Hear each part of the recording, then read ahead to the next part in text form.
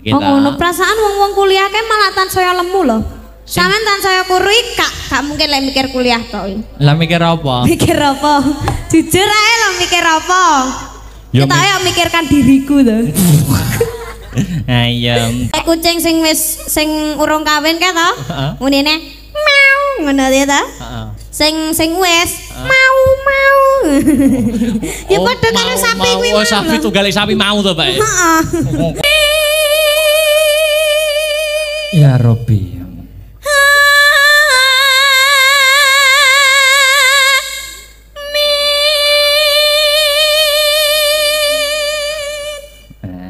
Ya Allah, alhamdulillah nutut loh Mas. Ya. Iki pun rampung bawane. Napa? Bawane sampun rampung. Sampun. Gong.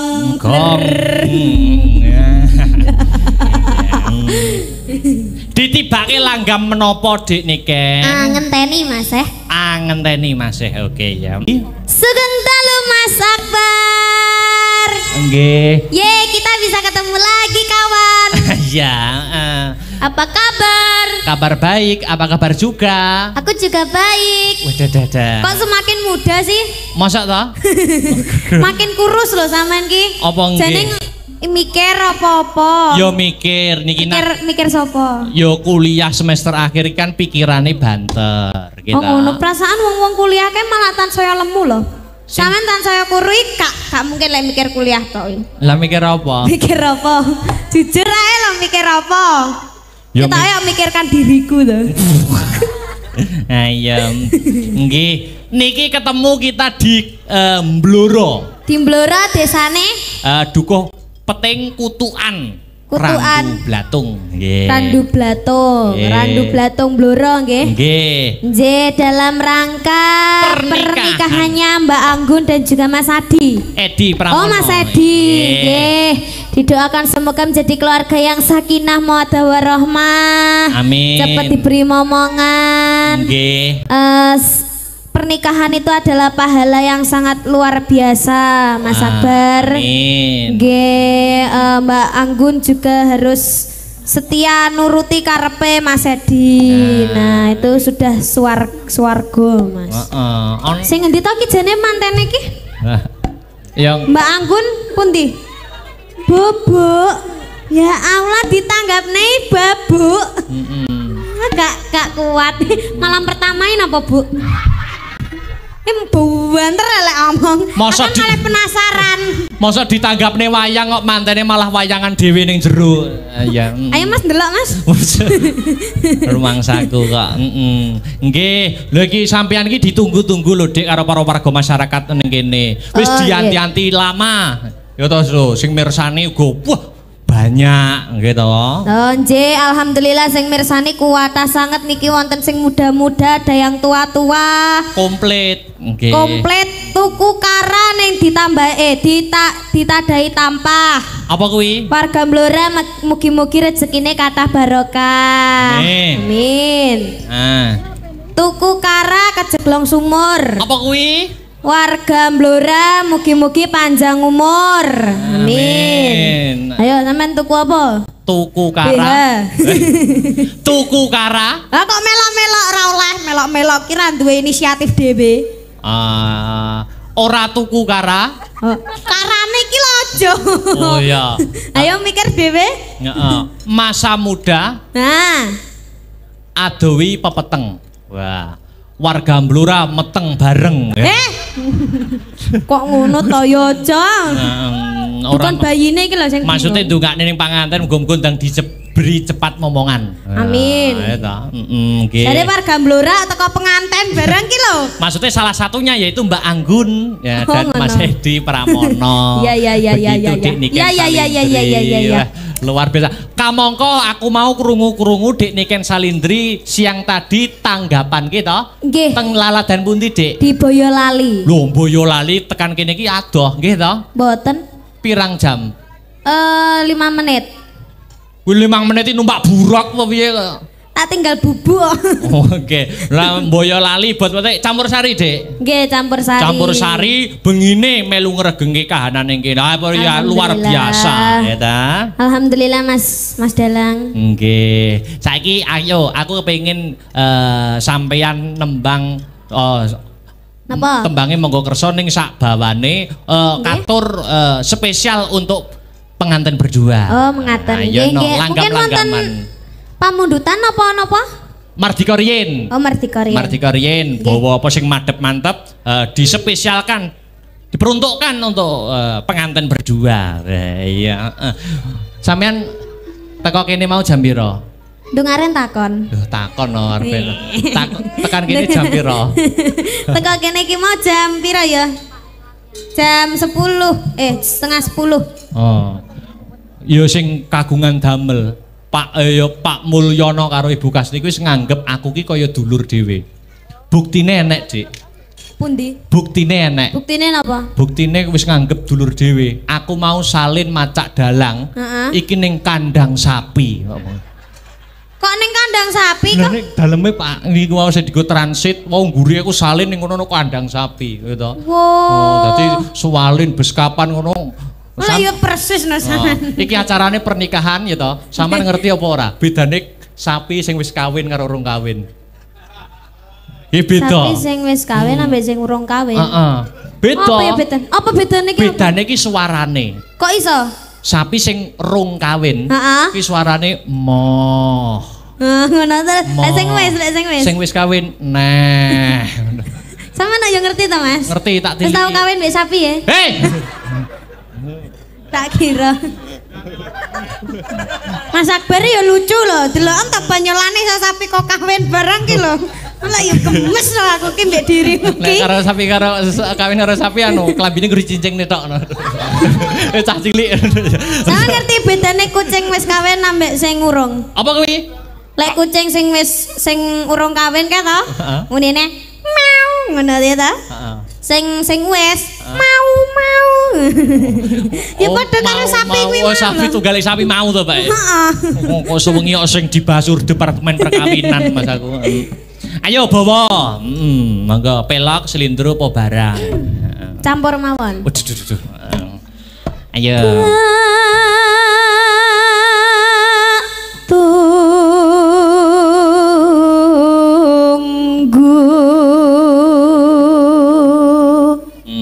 Seliramu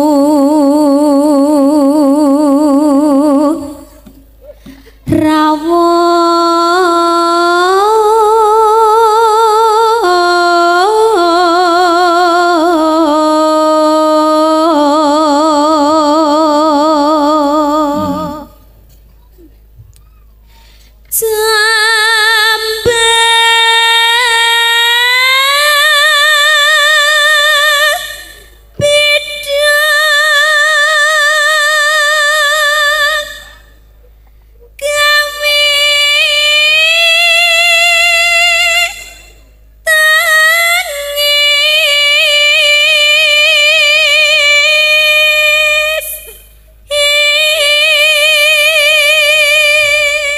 Dik Niken Salindri saya akeh kegiatan kudu saya sregep menjaga kesehatan. Nggih, Mas. Mergo seniman kini wis ketompo, yen wis laris ki sing paling angel kuwi menjaga kesehatan. Nggih, leres. Nah, kudu dijaga. Wes sakniki mboten teratur kok mame. Ya makane kudu teratur.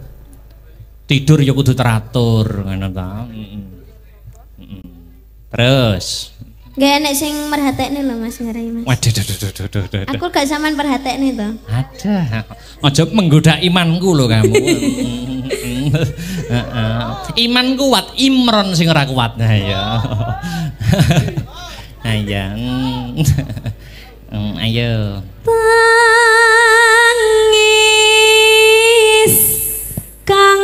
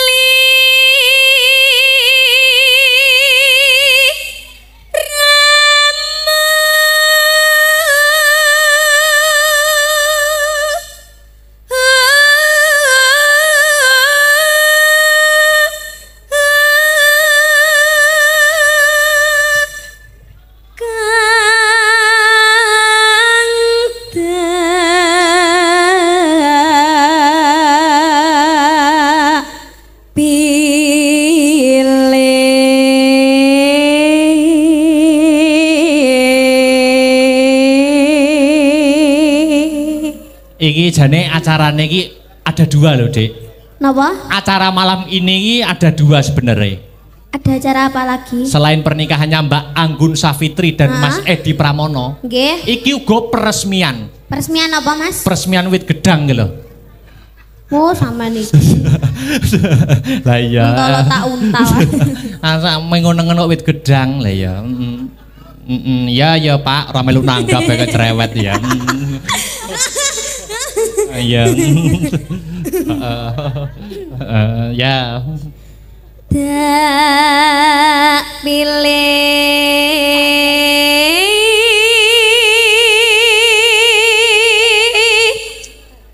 dunya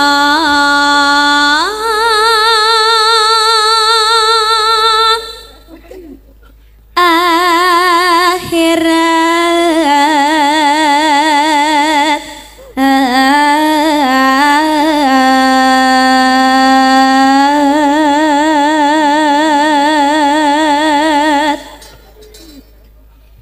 ya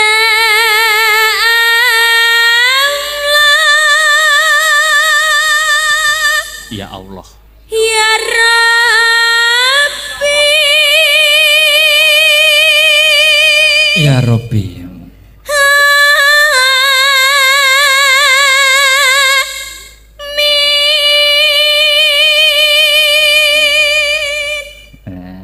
Ya Allah, alhamdulillah nutut loh, Mas. Ya. Ki pun rampung bawane. Napa? Bawane sampun rampung. Sampun. Gong. Gong. Ditibake langgam menapa Dik nike? Ngenteni Mas Ngenteni Mas oke ya. Langsung buka celuk mawon ya. Monggo. Oh pinanganten berdua. Iya. Lah ini ki sik aja lenggah dhisik Dik. Niki Mas aku ki minimal 10 lagu gini. Wah iya. Ayam spesial kok. Iki Pak Mulyono karo Ibu Kasni sih lenggah napa mboten? Bapak sinten? Pak sing kagungan damel. Lah nggih Bapak sinten? Pak Mulyono. Pak Mulyono kalian Ibu Mulyono. Masih kepareng lenggah napa? Mosok padha bubuke. Iya. Terus engko mulai piye lek padha bubuke nggugah ya sungkan iku to Mas. Iya. Tasih lenggah napa mboten, Pak? Nggih. Tasih. Mumpung iki acarane iki ya langka ya to iso saged ngrawuhaken wayangan. Lah iki nek kepareng karenane penggalih katuran minggah wonten ing panggung. Kersa minggah napa mboten? Ayo. Nek mboten kula peksa lho. Nggih. Ayo munggah no. Digo kenangan kok. Monggo Bapak Mulyono kalian Ibu. Monggo digo kenangan kok. Nggih, digo kenangan. Munggah mawon mboten napa-napa. Aku masih gringgingan. Oh iya, semutan to. Hubungannya apa? Ya.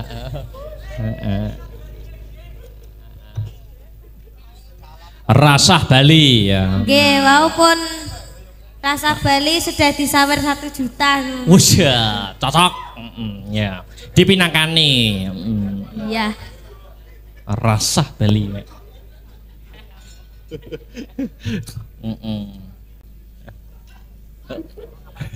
Bar niki wonten pamundutan dari Hong Kong Satu Rasa Cinta. Oke. Terus dari Mas Heru tadi Kalih Welasku. Oke. Sama Cerita Mustahil.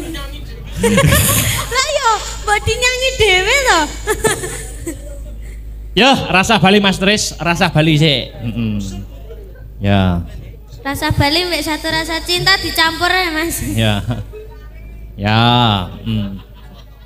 Hah, campur sari Rasah Bali kok campur sari? Campur kowe jare. Campur darat Tulungagung. Yo. Yuk. Yo. Oke.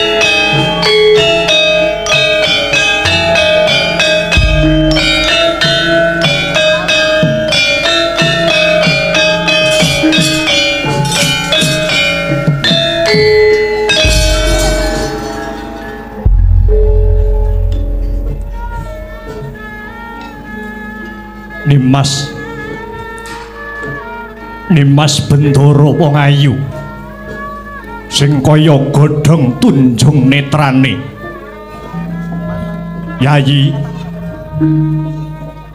Yayi Pregiwa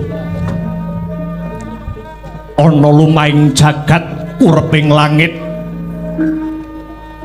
ora ana wanudya sing kawawa njirek rasaning atiku. Kajaba mung sliramu wong ayu Nimas Yayi Pregiwa. Kakang Mas Gatotkaca kepriye wong manis? Semanten ugi raos kawula rinten pantaraning dalu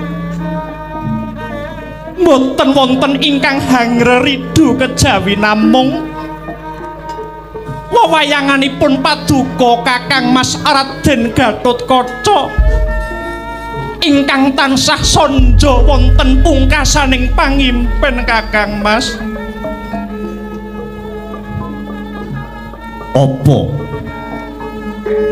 Apa prasetyaning Yayi Pregiwa marang pun Kakang Wayu? Kakang Mas, kapalang ana mlumpat karanteo medhot menawi kula pun Pregiwa mboten kasembadan sesandingan kalian paduka pangeran badhe kula entengaken pejah kula Kakang Mas.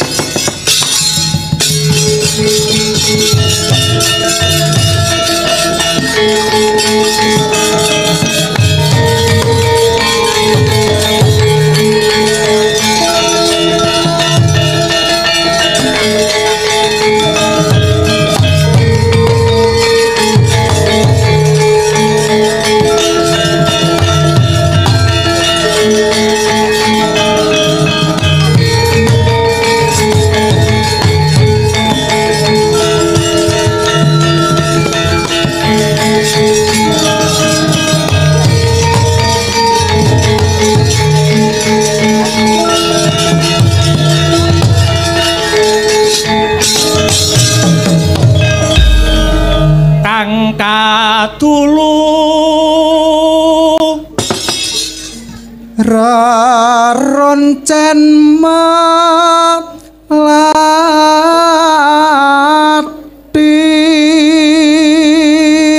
Kakang Mas Gatotkaca, ana apa Yayi? Aku sayang peyan.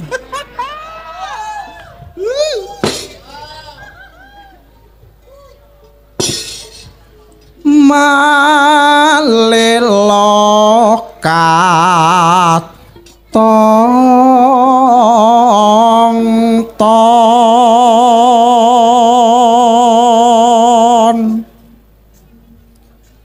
rina wengi amung dadi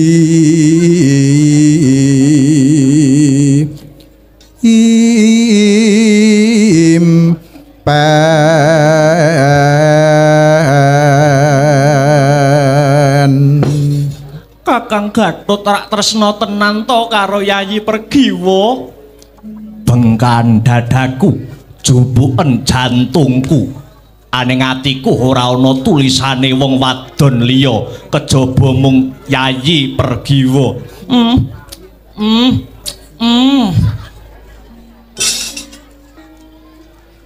Babuntone pantes diku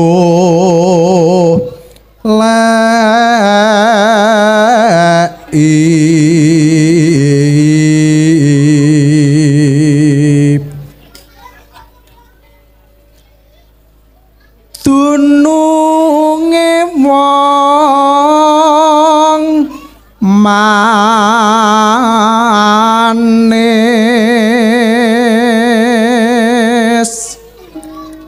ingkang mawe muyo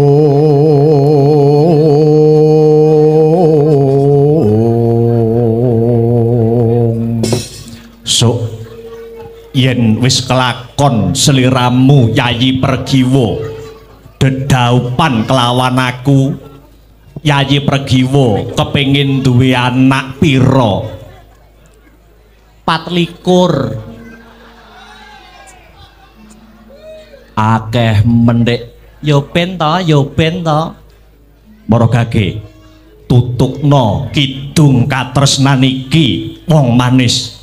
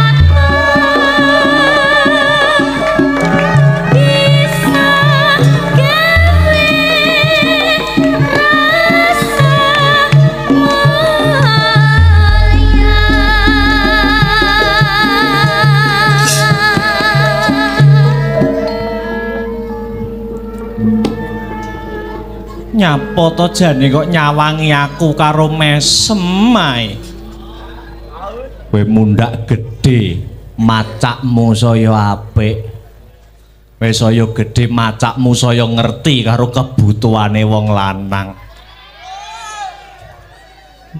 lah piye nginep apa piye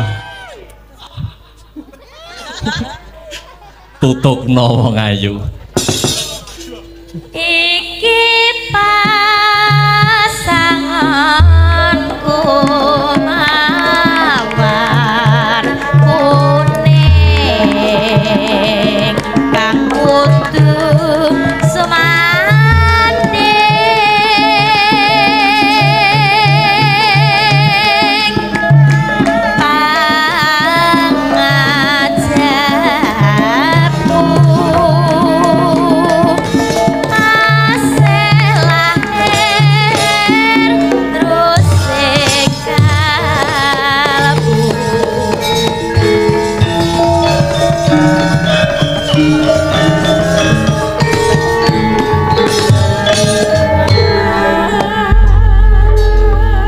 Rama Paduka Rama Kyai Werkudara lan Rama kula Kanjeng Rama Janaka sampun sami sarujuk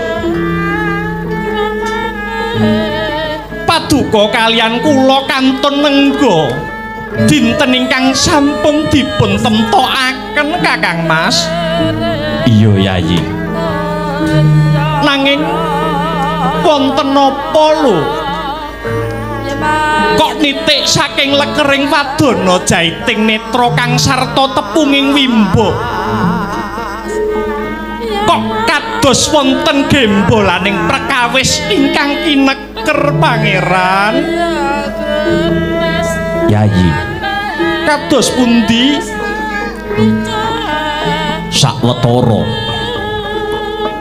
sawetara tri ari kawuri utawa telung dina kepungkur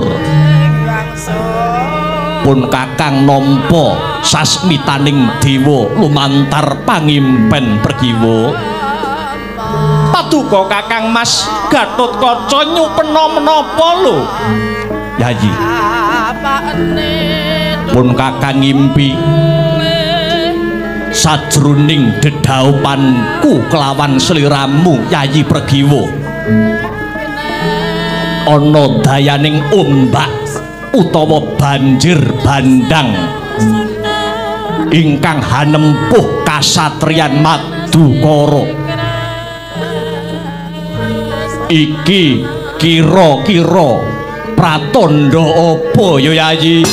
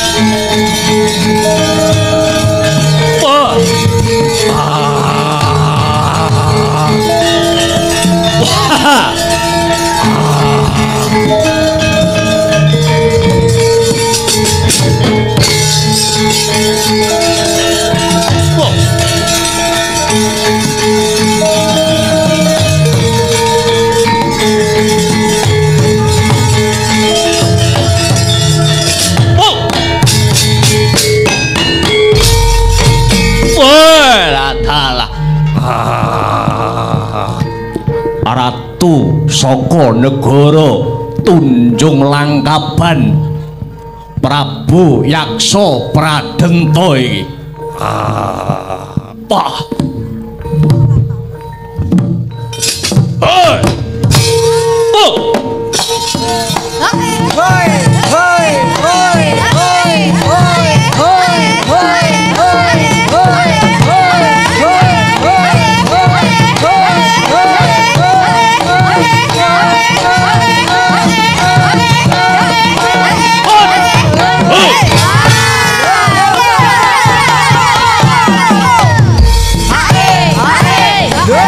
Hey!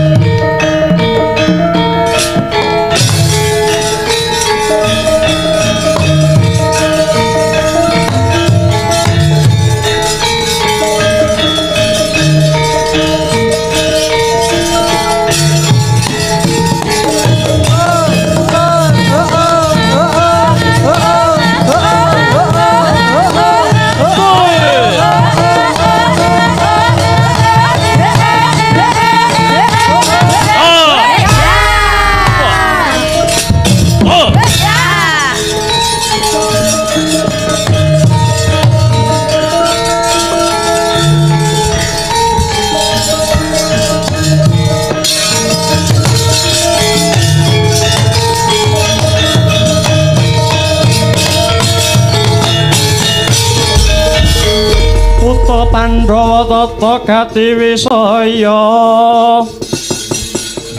Ngendriyaksa Sara Maruta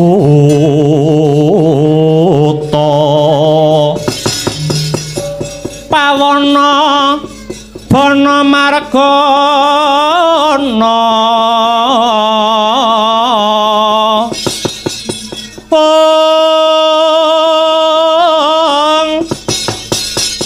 Samirana lan warayang Ponco Bayu Ponco Bayu wisikan pagelingan limo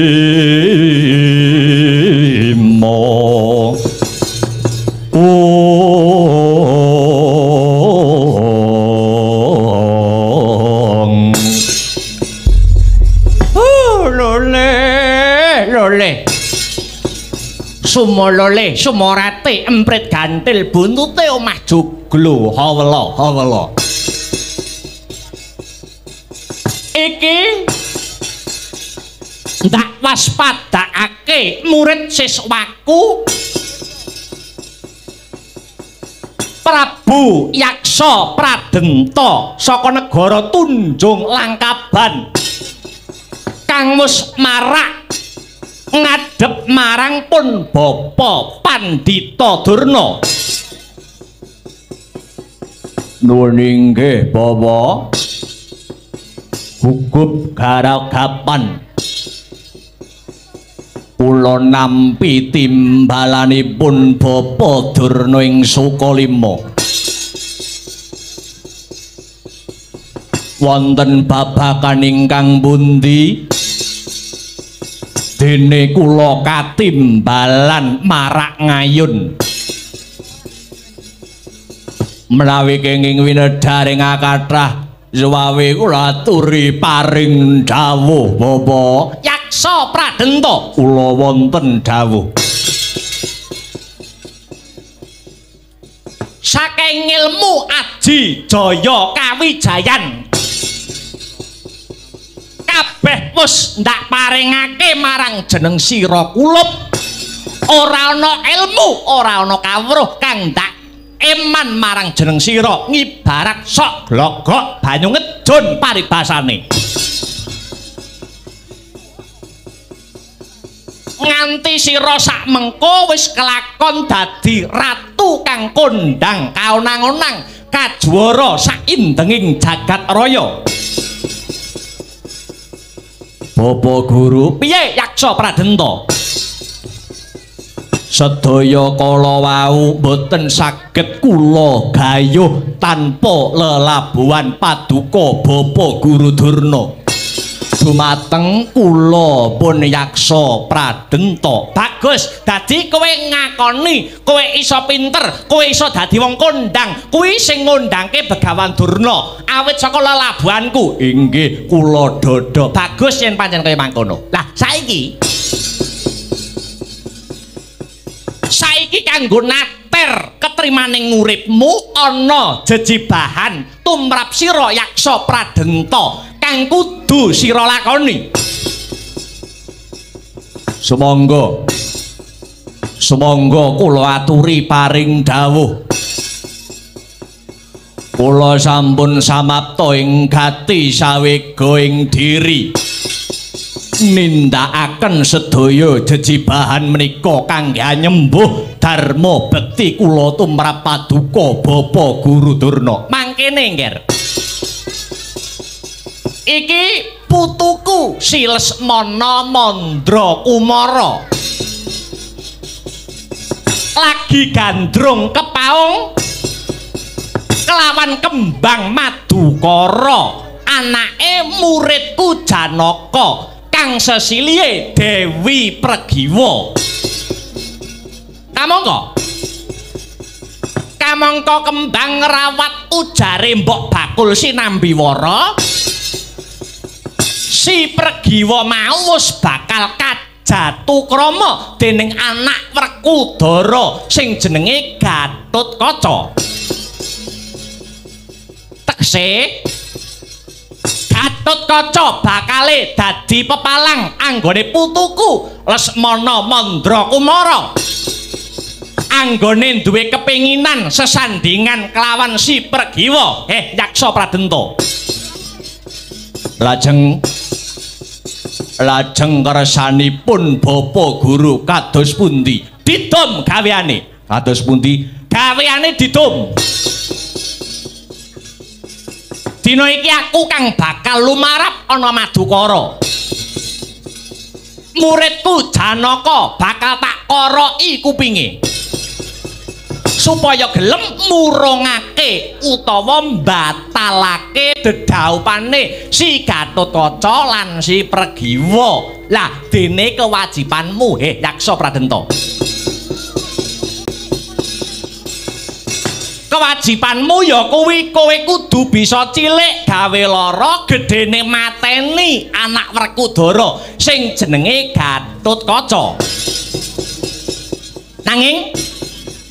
Nanging piwelingipun Bapa marang jeneng sira kulup Yaksa Pradenta. Anggonmu mateni Gatotkaca. Aja pisan-pisan ngaku murite Pendhita Durna ing Sukalima, ngibarat wong mancing kena iwake nanging aja nganti butek banyune. Lho nggih ngestaken dawuh. Piye? Kowe saguh apa ora? Yen wani aja wedi-wedi, yen wedi aja wani-wani. Sagah Bapa. Saguh? Sagah. Kula pun Yaksa Pradenta sakwadya bala kula saking negari Tunjung Langkaban. Ingkang badhe mejahi pun Gatotkaca. Bagus. Putuku ngger. Bocah bagus, bocah jentara. Lesmana Mandra Kumara. Kula wonten dawuh eyang. Ora wis madhep mantep to tresnamu marang Genduk Pregiwa. Sampun eyang. Menawi kula batal anggen kula rabi kalih Nana Pregiwa. Luwe becik kula mboten rabi sajeke urip. Barang kula badhe kula nggurke selawase eyang. Aja eman. Wong duwe barang kok nggur-nggo nguyuh. Apa-apa ki kari pambuti dayane? Apa-apa ki kari rekayasane kepiye? Reka dayane piye? Ngestaken dawuh yang wae. Yaksa Pradenta. Ye, kowe wis romanti kulup. Nggih sampun kepara. Halilan kula nyuwun pamit saha tambahing pangestu. Mugi-mugi lebda ing karya anggen kula nyirnakaken pun Gatotkaca. Duga-duga ginawa ngati-ngati aja nganti keri. Suraka palapa sing dadi lakumu kang bisa anyembuh lanang juritmu. Nyuwun pamit Bapa. Budhal dina iki ngger.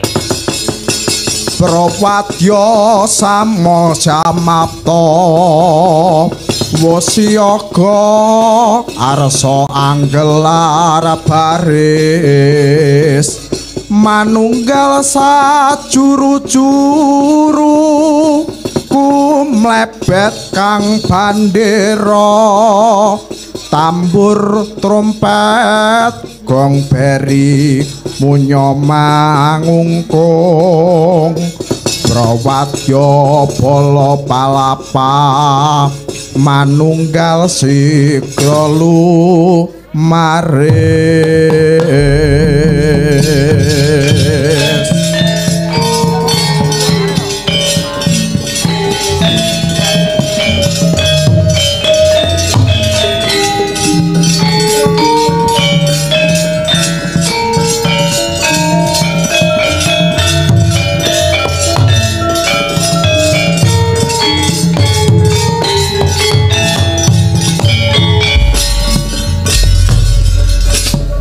Son amor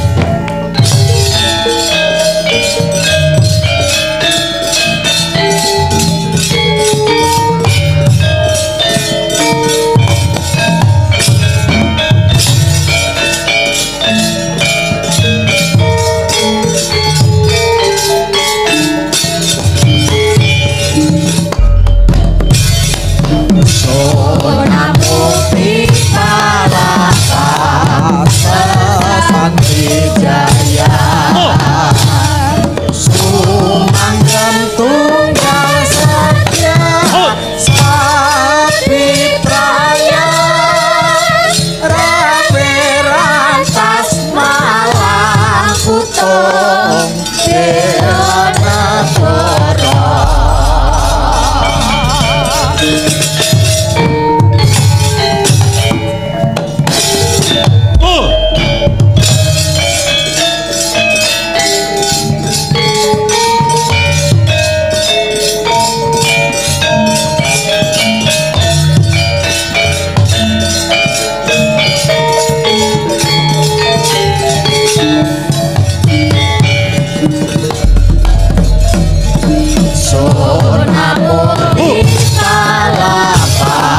Santi Jaya Sumanggen tunggal saja Sapi Praya Rabe rantas malang putung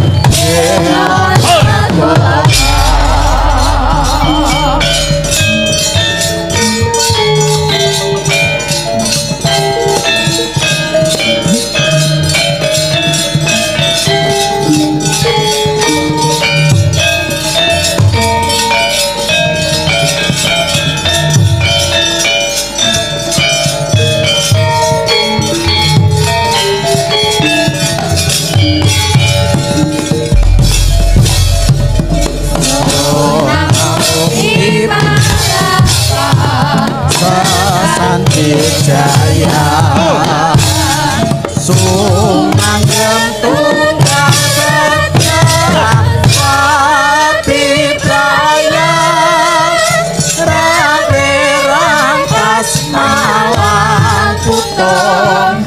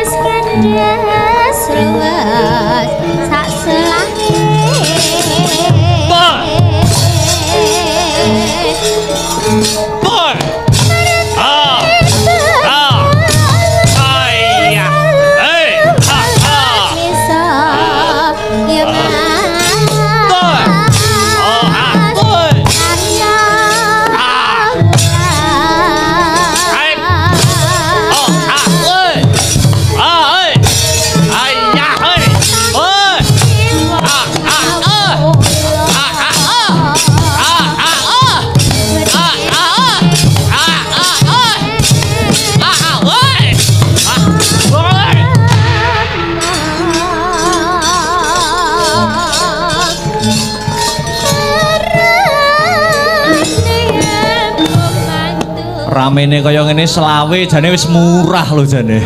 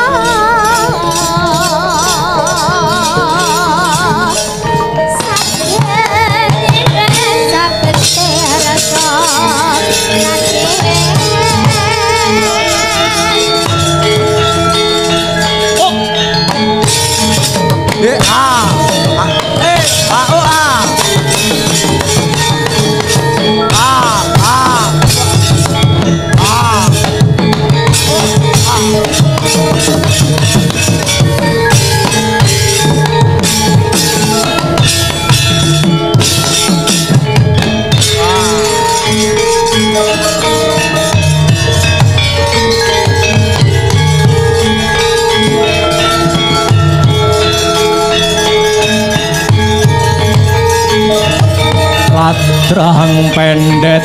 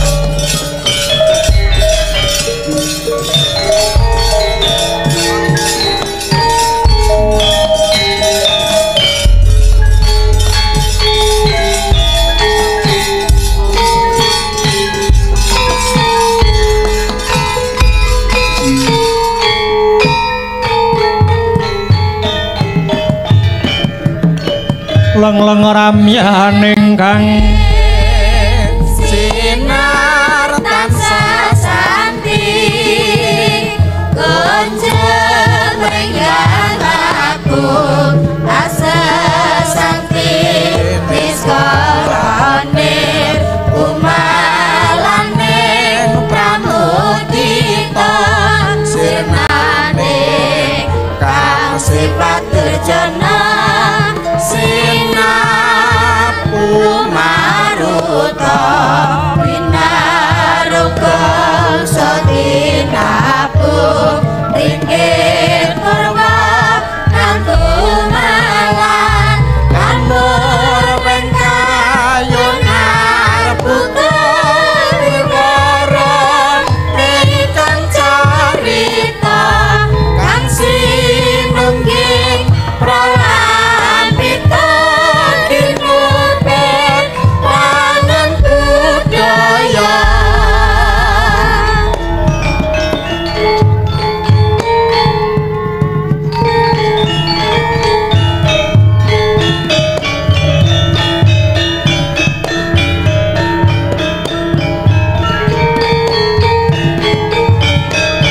sangka ku menyar sinar tansah santi kunjung ringgan agung asa santi niskolane umalane pramudita sirnane kang sifat durjana sinar maruta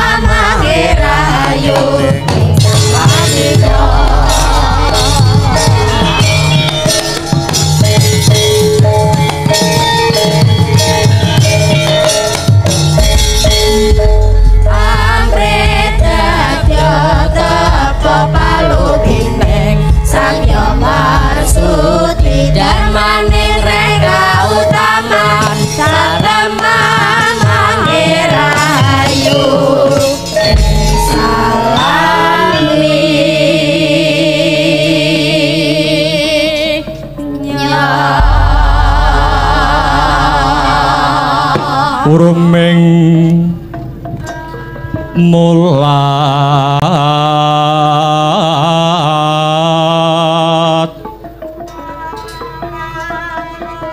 urming mulat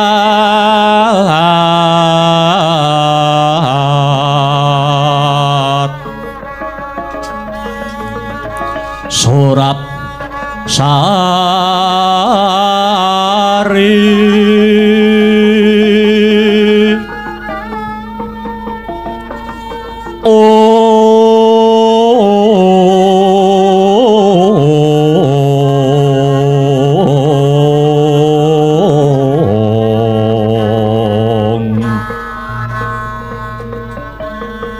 Ruming mulat Surap Sari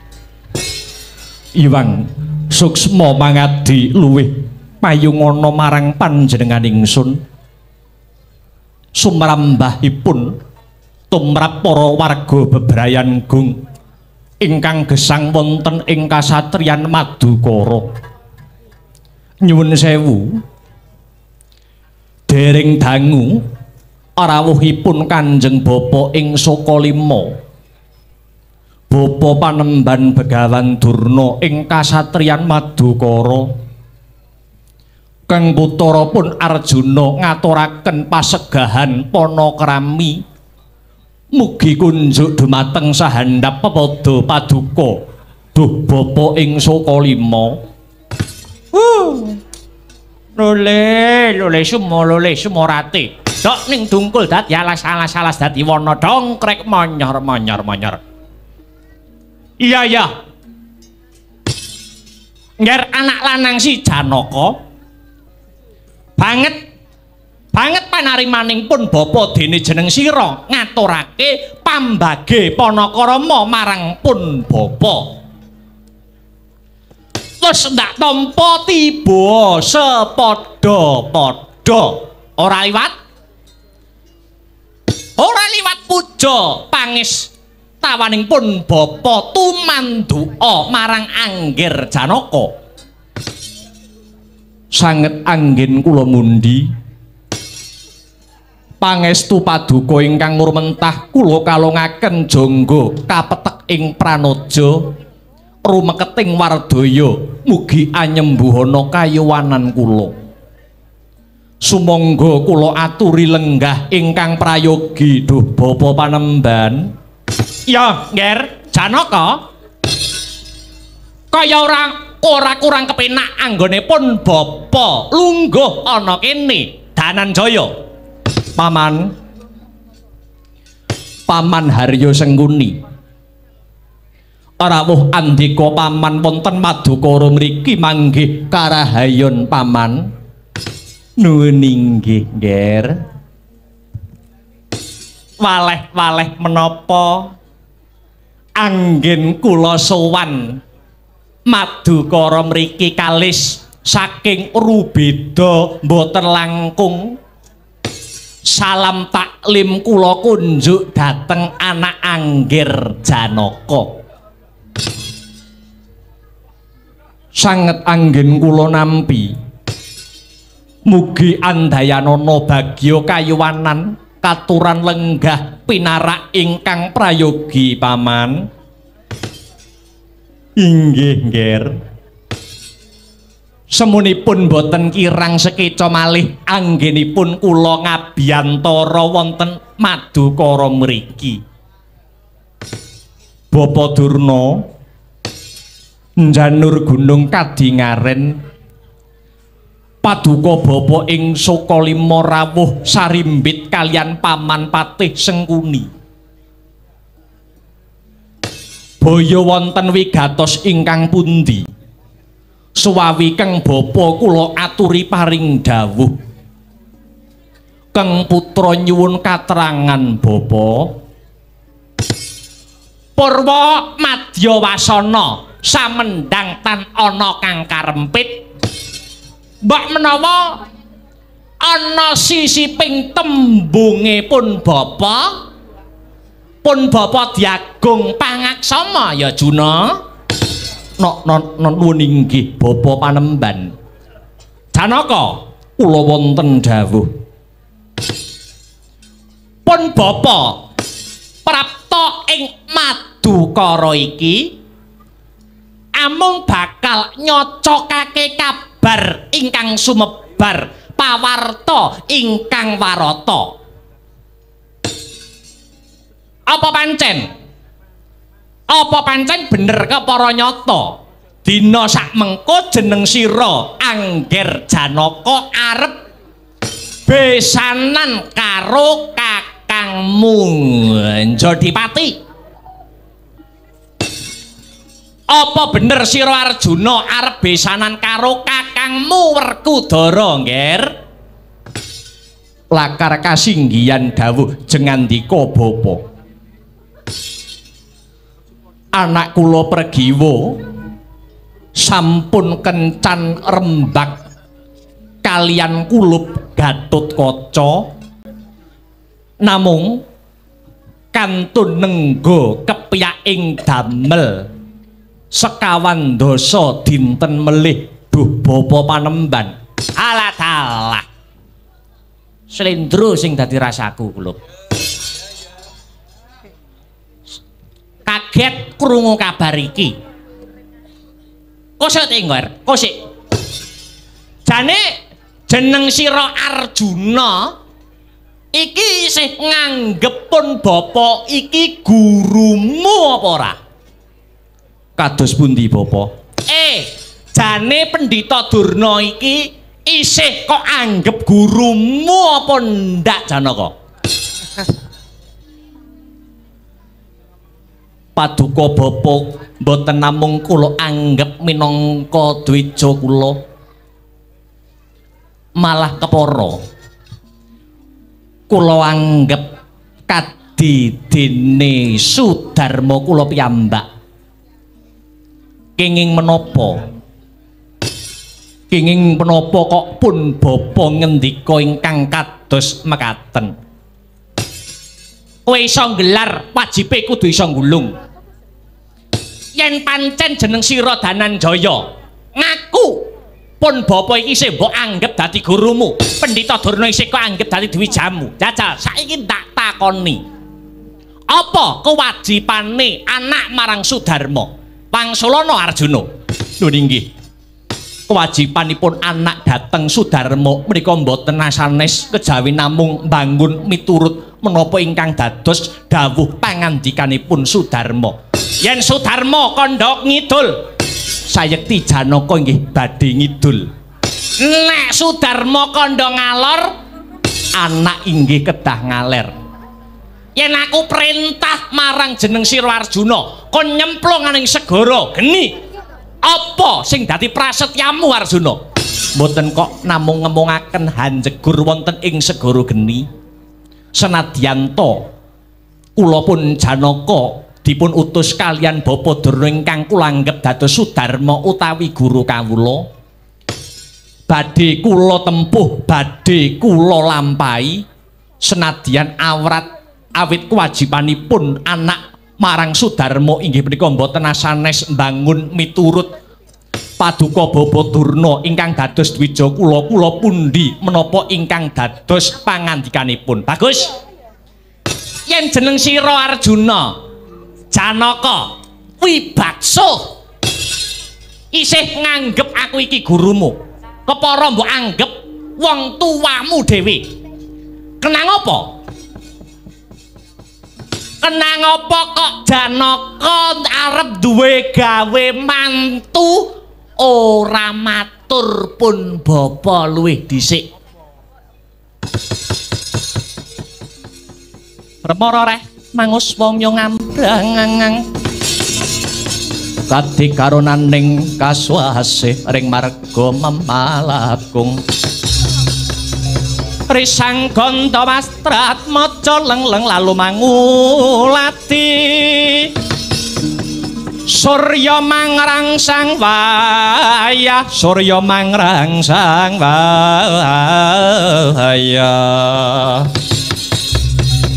Umyus hamara bayanto.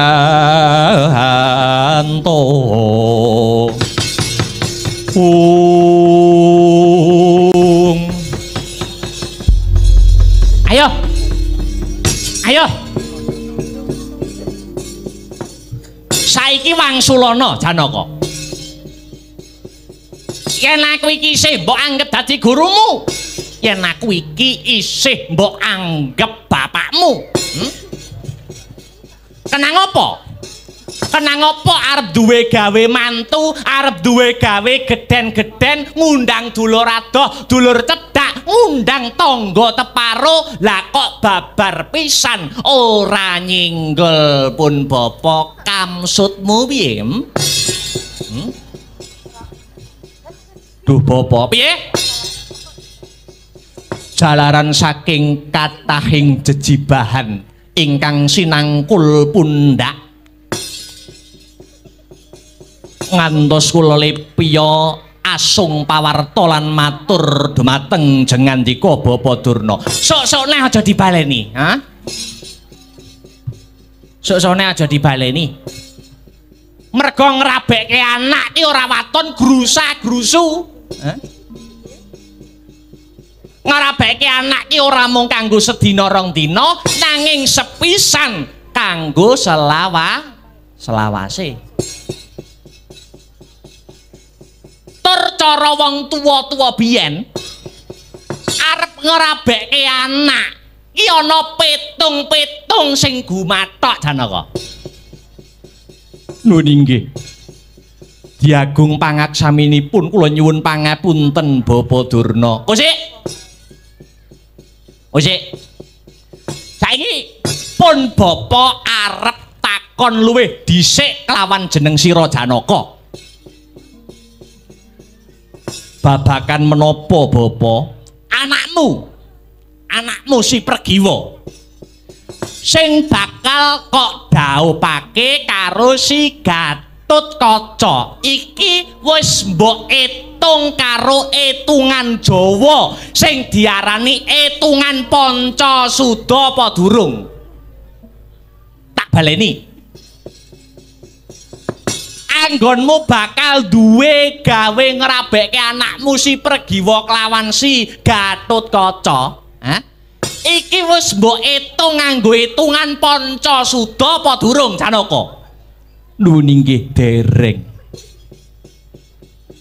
Kepara kula nembe mireng menika Bapa.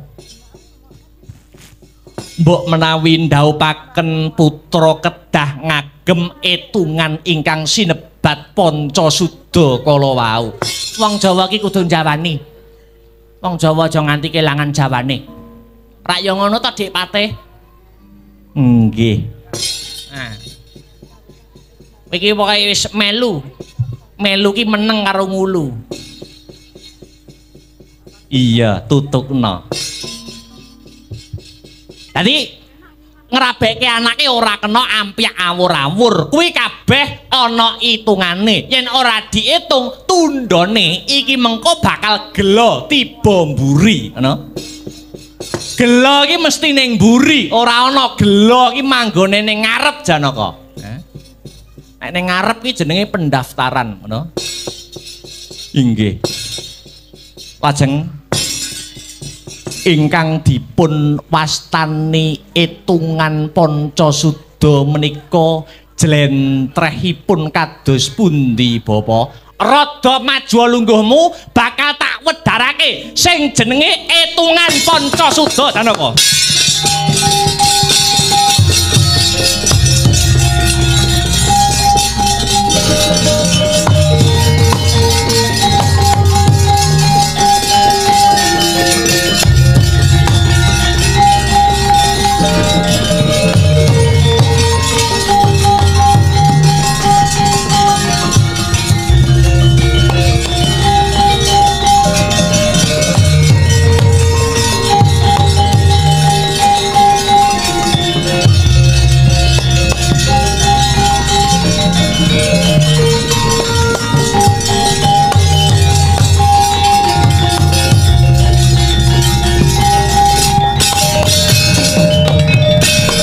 Lenglenging driya mangu-mangu mangungkung kanduhan rimang lirlena tanpa kanin lirlena tanpa kanin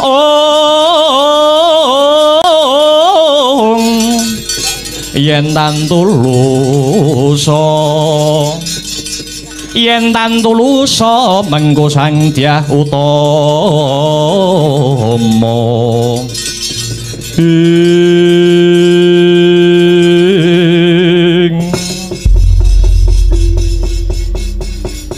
Arjuna kados pundi bapa panemban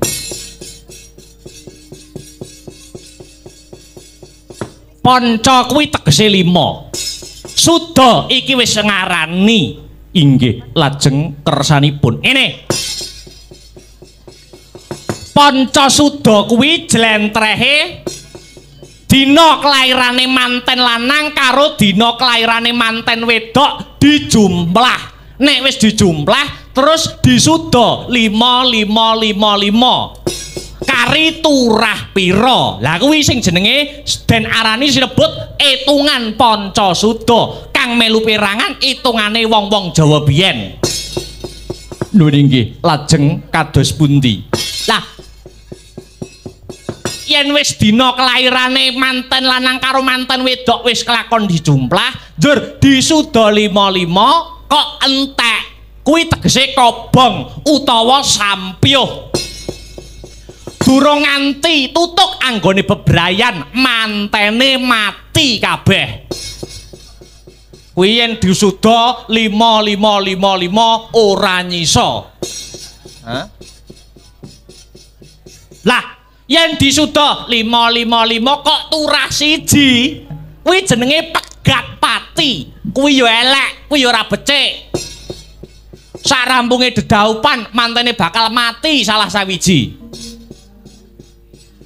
lah sing paling apik paling mening sekelining nah iki dina kelairane manten lanang manten wedok dijumplah disuda 5 kok asile loro lah kuwi apik kuwi becik loro kuwi tegese jodoh yen nyisa loro kuwi jodoh sok tembe mburine dipepuji fa insyaallah bakale langgeng atut runtut nganti kaken-kaken ninen-ninen kuwi yen asile loro lah yen disuda 5 turahe 3 kuwi ya apik kuwi ya becik sak tiba malange bakal kepenak uripe arep dodol bakale makmur arep nandur bakale subur usaha apa wae ya bakale sempulur nuning nggih lah yen disuda 5 kok turah 4 kuwi jenenge pegat urip lupute si manten kena godha njur pegatan ya pegat rejekine sak tiba nangine nyambut gawe ora ana asile ketekuk ringkel rina wengi ora nyantel apa-apa kena diarani pedaringane bocor iki inggih mudeng ngerti paham nggih Bapak lah anakmu si Pergiwa arep kok jodoke kelawan si Gatotkaca anake si Werkudara wis kok itung nganggo itungan Panca Suda apa durung dereng ladalah yo saiki jali diitung bareng-bareng si Pergiwa anakmu wadon kuwi dina kelairane apa Janaka anak kula pun Pergiwa lairipun punika nuwun inggih Buddha Kresna kuwi tegese Rebo Wage lakar kasinggihan Bapa Rebo kuwi 7 Wage kuwi 4 7 tambah 4 dadine 11 ki nomere kirik Kok yo apal? Apal kancamu kok. Hah? 11 kire. Nek selikur cara Nganjuk guyangan.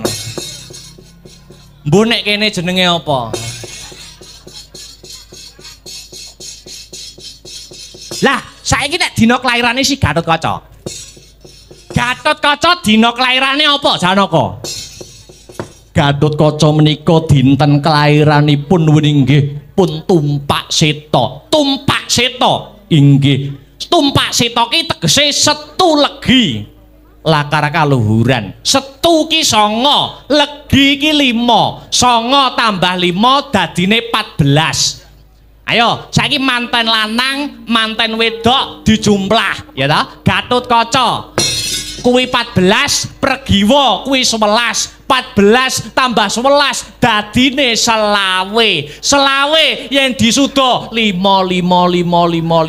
wekasane entek, kobong, sampyo bakale omah-omahe anakku si Pregiwa lawan si Gatotkaca Arjuna.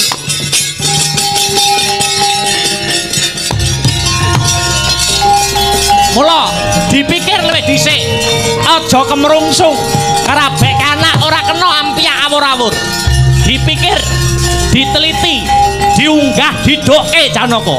Nuwun inggih Bapak.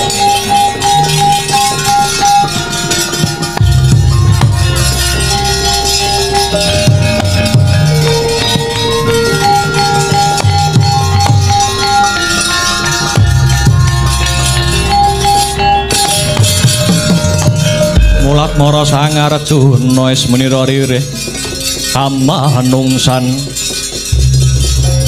tekabira mungsuh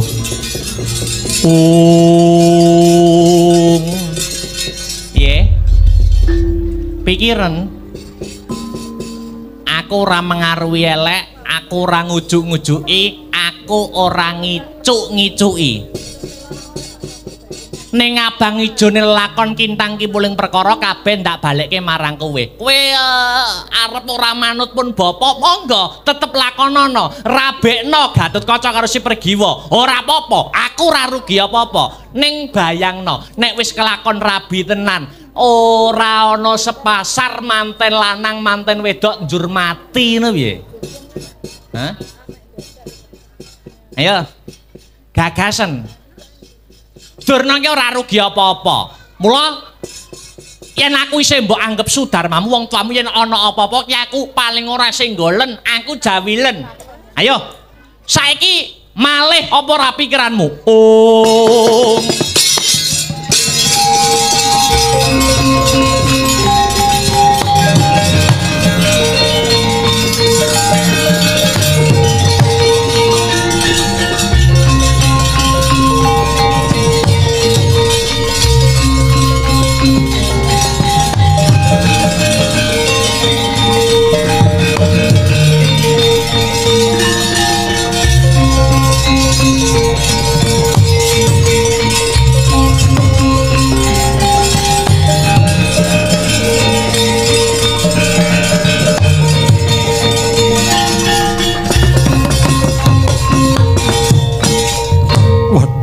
Bapak sanget mboten nginten menawi badhe kados mekaten kahananipun. Kados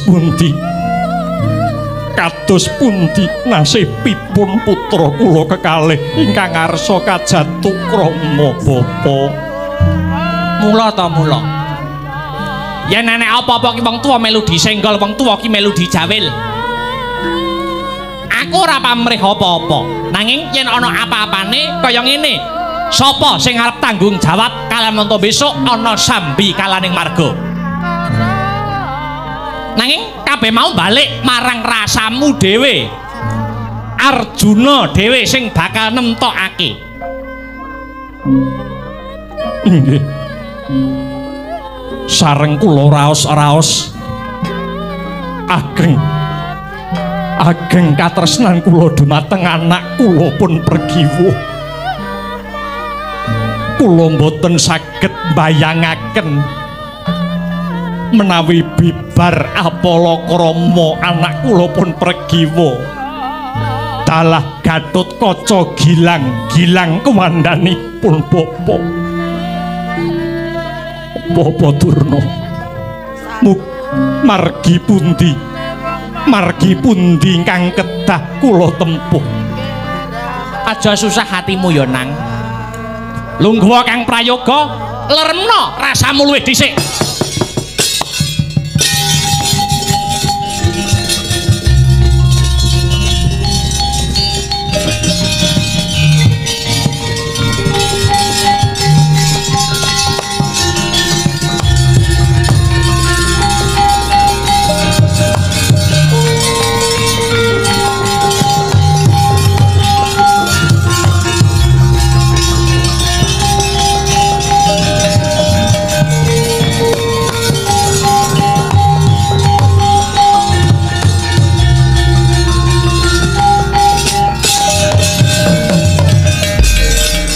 Pandita Kinarya wangsit pindha kumbang ajaping tawang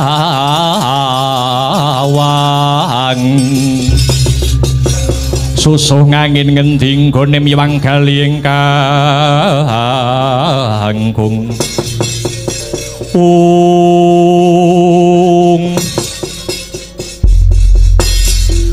sareng kula gagas kanthi kandhas wonten saklebeting tias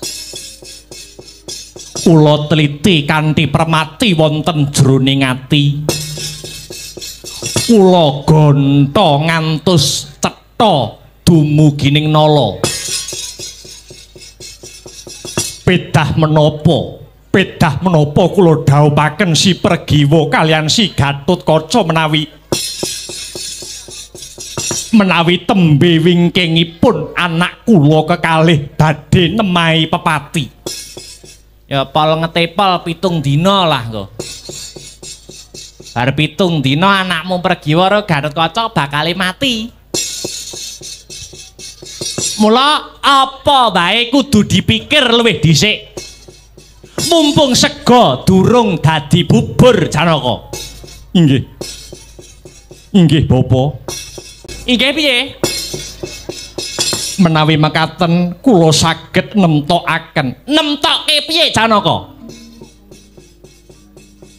Dedhaupanipun anak kula Pregiwa dalah si Gatotkaca badhe kula wurungaken. Aku ora ngongkon lho. Aku ora mengaru-marui lho. Aku ora ngicuk-ngicuk rasamu. Ning kabeh tak baleke nyang kowe. Engko dikira aku mengaruhi nyang kowe. Mboten. Kabeh pojok plereting perkara Janaka sing nemtoke. Inggih.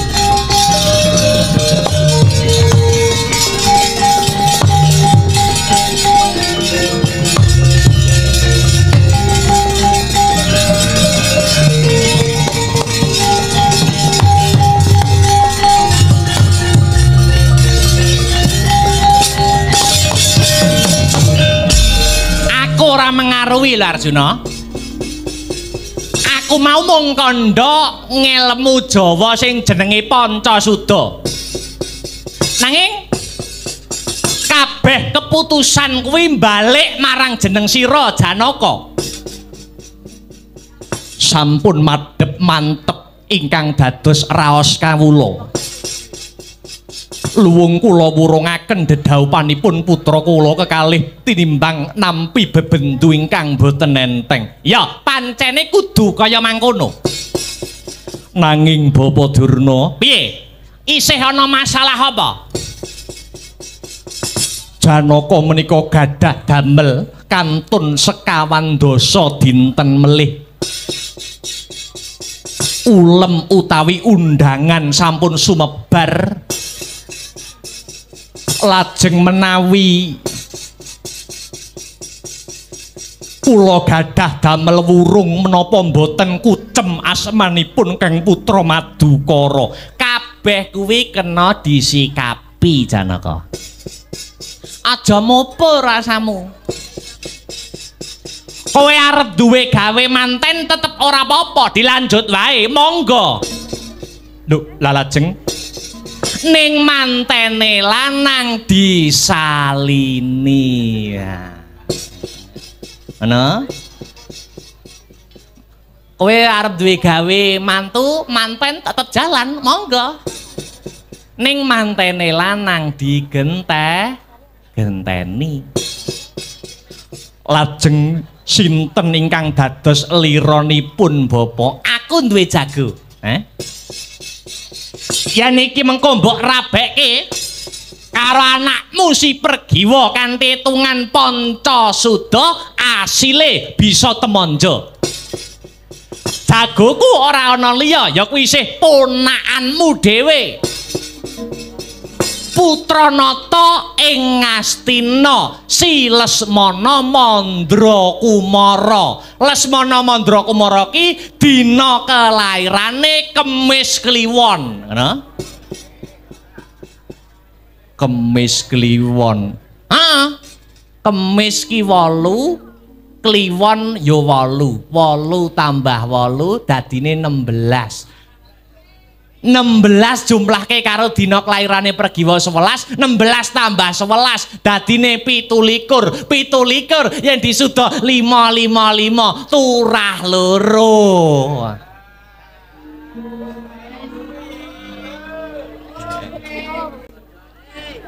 Ora jodoh ya. Piye? Manut wong tuwek iki penak-penak uripmu. Menawi mekaten kula sanget condong kang sarta rumajang menawi anak kula pun Pergiwa Jinatukrama kaliyan si Lesmana Mandrakumara. Kuwi tenan nuwun inggih Bapak. Yen ana brontake anakmu si Pergiwa, kula piyambak ingkang badhe tanggel jawab. Ya, yen pancen kowe mangkono, sineksenan bumi langit Janaka tetep bakal duwe gawe. Ning mantene ya kuwi si Pergiwa kang Jinatukrama dening Lesmana Mandrakumara. Lagi cawan sabda Horegang Smewa Kekering pasewakan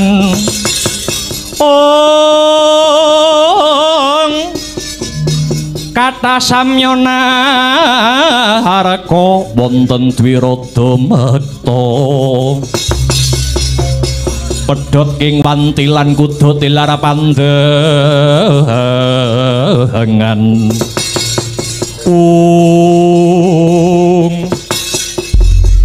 lagi cokang lagi wawan pangandikan kasaru gegering Jawi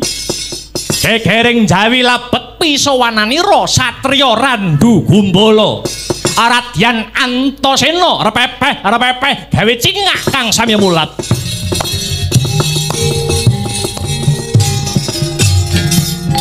Mangkya darat jateng praja kawuryan wus sonya ruri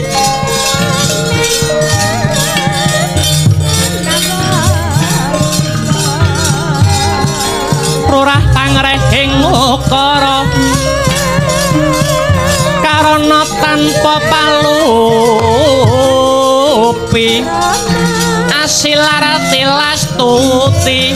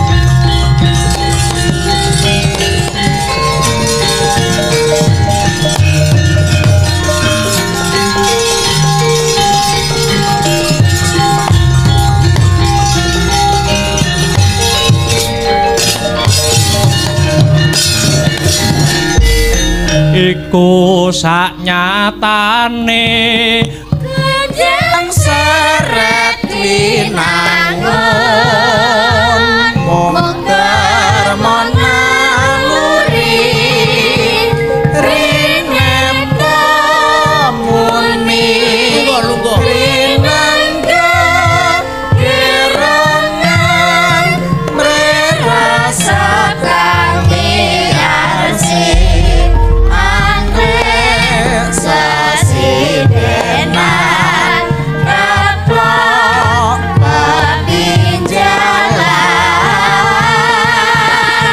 suwe-suwe anuju rono bangkit maka kami rombong sigrat saya labdo sumanding kaliling kunjang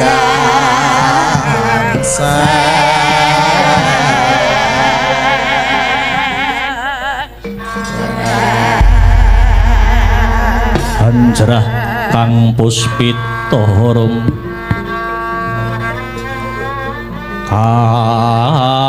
kasiliring samirana mrih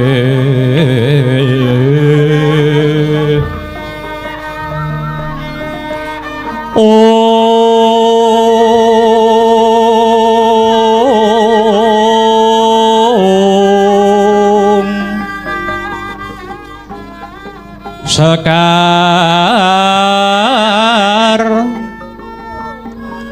kadung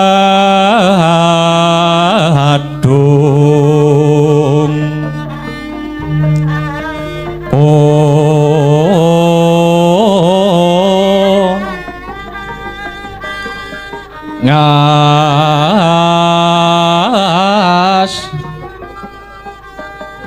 gandhanyo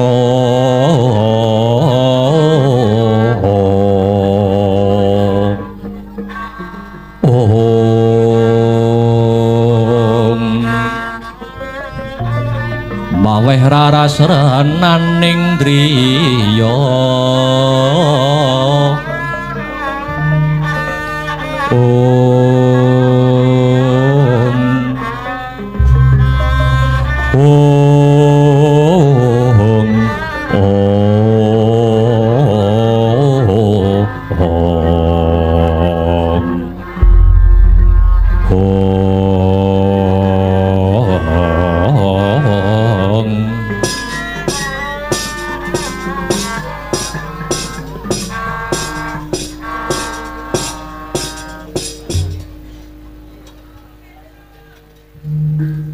yen ora sisip panduluku iki ndak sawang kaya ponakanku si Antasena padha becik sak tekamono Madukara heh Antasena iya paman sowanku mrene ora nyandung rubeda sawiji apa Nirbaya nirsangsaya kang dadi lakune Antasena. Bektiku katur ya paman. Iya Antasena. Banget panarimaning pun paman. Ora liwat pangestuku wae tampanana ya Antasena. Dalem pangestune pun paman ditampani. Iya paman. Ya wis ndak tampa agawe bungah sajroning manah. Lah banjur tekane Antasena karo sapa? Karo Siwa Anoman lan Kakang Antarja. Ora melu mlebu, ndak kok paman. Lagi gayeng jagongan ning njaba sajake. Iya. Lah banjur duwe sedya kang endi dene kowe Antasena prapta ana Madukara kene pitung wis dadi 40 dina meneh ora suwe Madukara kene bakal rupian-rupian duwe gawe mantu. Rak ngono to, Paman? Iya. Bener kandhamu. Lah banjur ngene. Adicara dedaupan naning Madukara kene bakal kagelar kanthi hiburan kabudayan seminggu tanpa kendhat. Rak ngono to, Paman? Iya, Antasena. Lah iki ngene. Aku mung dapur utusan, Antasena ki mung dikongkon. Aku dikongkon karo Rama Kyai Werkudara. Babakan saking hiburan kabudayan kang maneka warna, Paman Janaka ora dikeparengake ngetokke wragat. Merga dawuh Rama Kyai Werkudara perkara wragat wis dicukupi ro omah kidul ngono. Ngono Antasena. Iya, Paman. Tadi Paman Janaka ora usah dadak repot. Ora usah dadak repot mikir sing piye-piye. Bakune kabeh wis ditanggung kelawan pihak Njodipati kinarya gangsaring adicara. Ngono Antasena. Iya, Paman. Wis, Paman. Kuwi wae sing arep ndak andharake. Ana klera-kleru ku anggone Antasena matur, aku njaluk pangapura ya, Paman. Antasena, piye? Babakan adicara rupian-rupian kabudayan kang maneka warna tinemu mburi. Nanging pamanmu bakal kandha sing luwih wigati marang jeneng sira Antasena. Lho, babakan apa, Paman? Kok sajak nyala wadi? Rada maju lungguhmu Antasena. Agyat risanggape rango. Ore rangkul kinempit kehempit dosangret naning bawana. Ya si tukang walang adi, ya si tukang ngenesing jas.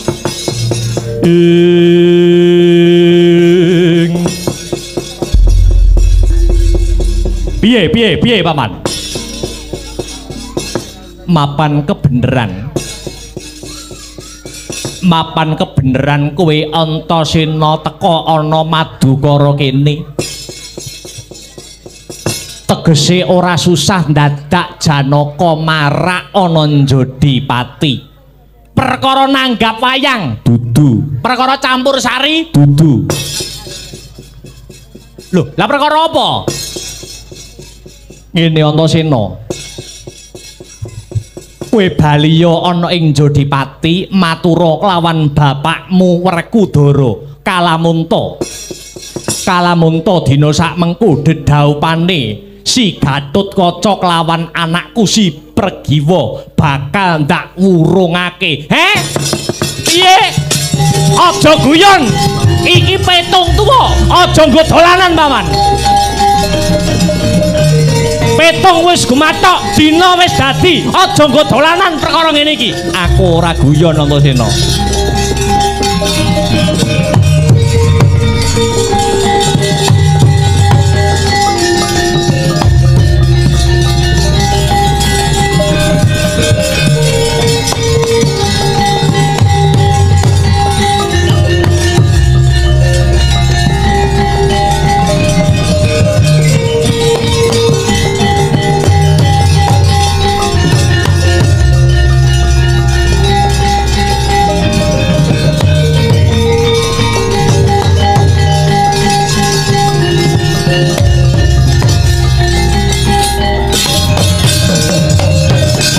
Angudari tiasarari Wutrawati rawat wewati Wadi lamun kauningan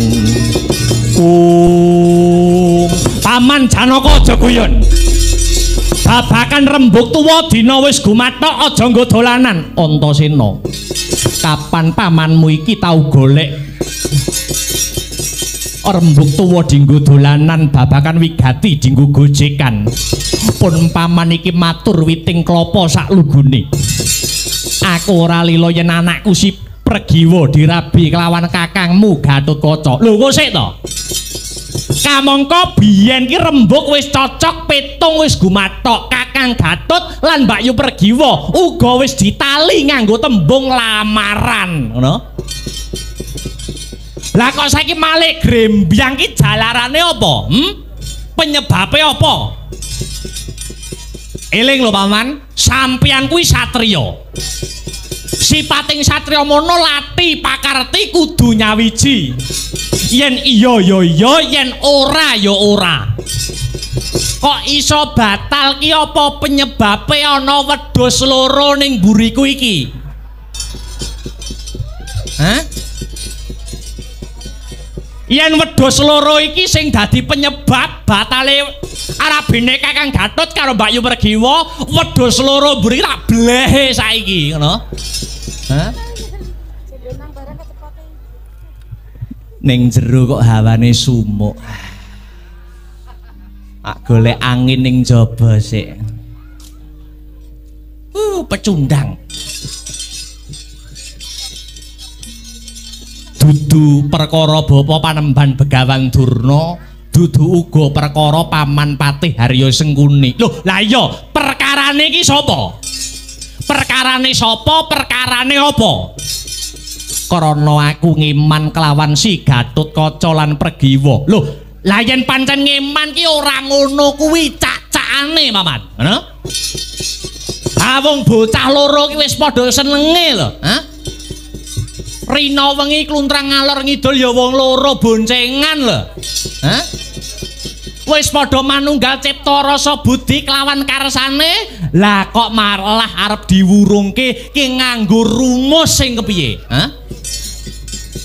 Kowe iki bocah enom, kowe iki bocah lagi wingi sore durung ilang pupuk lempuyangmu. Ora mudeng babakan etungan kang diarani etungan Pancasuda. Pancasuda ki panganan apa? Musik to. Pancasuda kuwi dina kelairane manten lanang dijumplah kelawan dina kelairane manten wedok. Banjur disuda 555.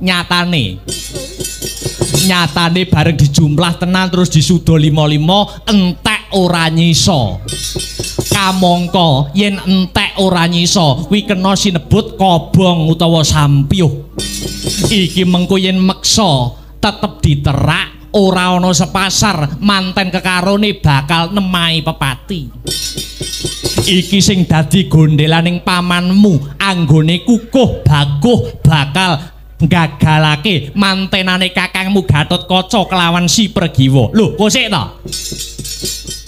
Kuwi lak etungan cara mbiyen. Hitungan ngono kuwi kanggone sing percaya, ha? Sing ora percaya ndak apa-apa, ngono lho. Lah yen Paman Janaka percaya kenang apa ora paring dawuh babakan Pancasuda iki biyen-biyen, ha? Bareng saiki undangan wis sumebar lagi ngrembug babakan Pancasuda. Sapa sing duduhake hitungan Pancasuda iki marang Paman Janaka, ha? Sapa sing duduhi hitungan Pancasuda iki karo Paman Janaka tak geceke ndase. Dudu aku lho, dudu aku. Dudu aku, suwer dudu aku. Aku no rene arep nyumbang kok. Aku no arep becek. Lah sing kandha sapa? Aku dhewe Antasena. Kok nembe dawuh saiki ngerti tekan endi? Primbon Mbah Gogel.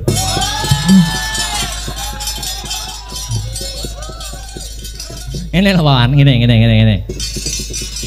Kabeh ki ana paribasan. Ora usah nganggo paribasan.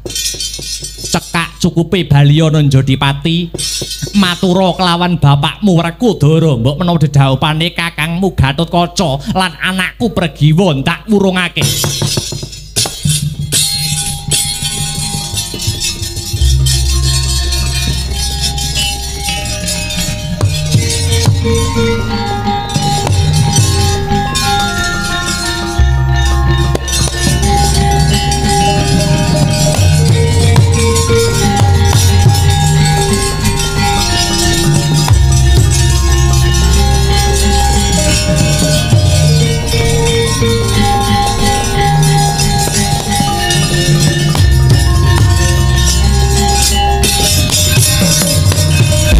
Wis tak titeni.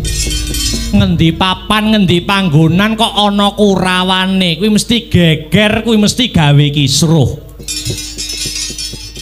Kurawa mesti gawe wisa supaya ana timbuling ngrubeda. Lekna mripatmu jerengen gobokmu. Sajroning Kakang Gatut arep-arabi iki Antasena, adine lanang sing dadi ketua panitiane, ngono. Rawe-rawe rantas malang-malang putung, ora metung tuwa nom. Waton gawe kliliping laku, gecek ndase modar.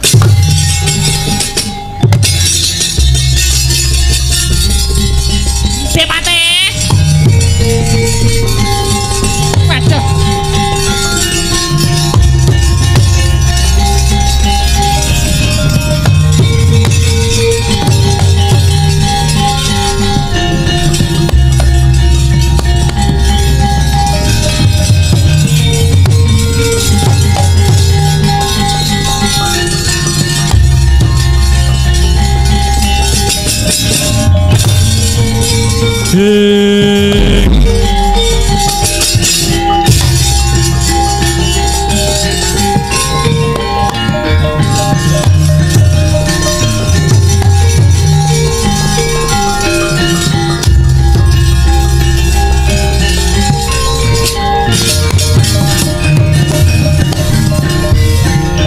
Sik ta.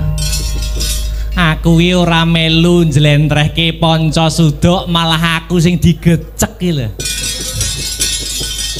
Ora apa-apa, Dipate.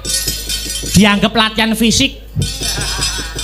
Oh, celeh ngasu tenan. Kakang Durna, piye? Iki wis cetha ngigla kang tanpa warana yen Antasena dadi kliliping Kurawa. Purbawasesa ndak pasrahke marang Dipate. Sanaka, kula wonten dawuh Bapa Panemban. Tak kira wis cukup anggone pasatemon kiki. Sapejagong ana madukara kene. Nuwun inggih Bapa. Sing baku rembug wis ketemu. Pun Bapa bakal bali ana Praja Ngastina luwih dhisik paring pekabaran marang anak Angger Duryudana babagan tata-tata dedaupane si Lesmana Mandrakumara lan putrimu Gendhuk Pregiwa. Nuwun inggih Bapa ngestokaken dawuh. Dipate, piye Kakang Wakni Gondel Sukalima? Wedange ndang dintekke, Dik. Ayo enggal bali mring negara Ngastina. Iya Kakang Resi.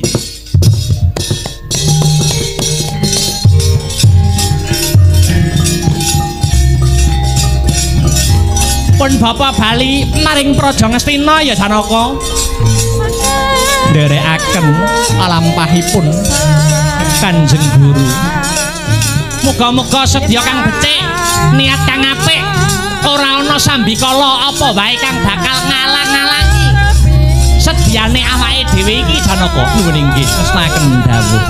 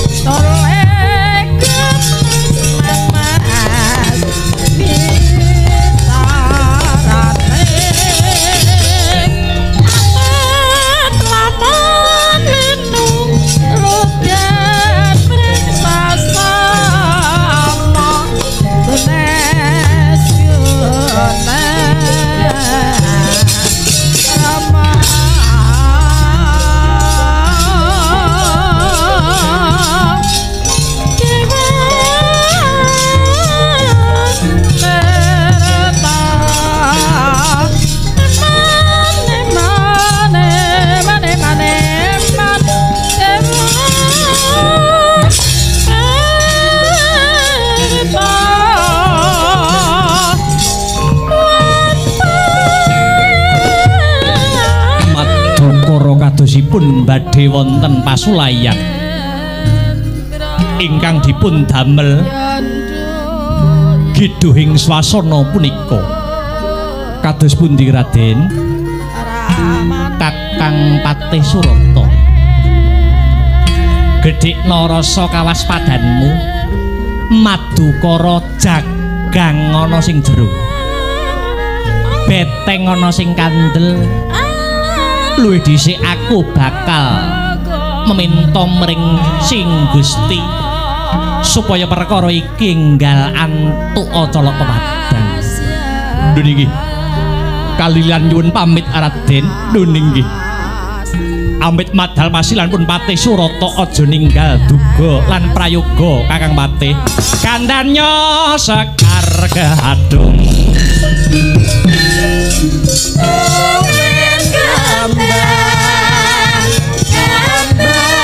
Kambang menung